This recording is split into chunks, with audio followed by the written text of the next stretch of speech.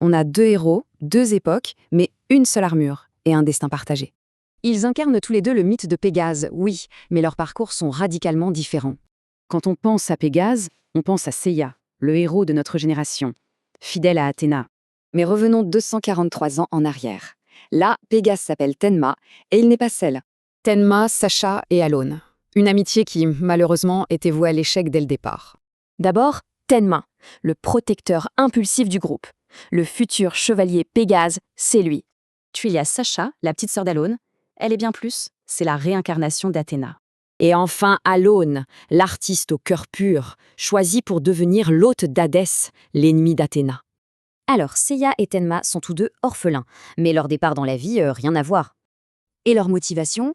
Seiya cherche sa sœur, Tenma, lui, veut sauver son meilleur ami. Tous les deux souffrent, bien sûr, mais la tragédie de Tenma, elle est beaucoup plus intime, plus violente. Regardez ça, ses alliés, ses mentors, ils tombent tous, l'un après l'autre, pour lui ouvrir la voie. Et le pire dans tout ça, il apprend que son père a tout manigancé juste pour le spectacle. Là où Seiya fonce, Tenma, lui, doit d'abord vaincre ses propres démons. C'est un héros plus fragile.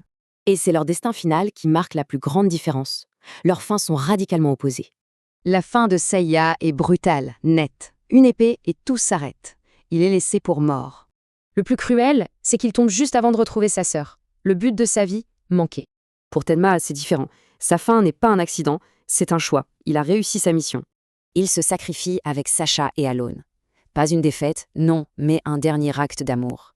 Alors, qui est le Pégase ultime? La légende vivante ou la tragédie immortelle? Mais en fait, la question n'est pas de savoir qui est le plus fort. L'esprit Pégase, c'est autre chose.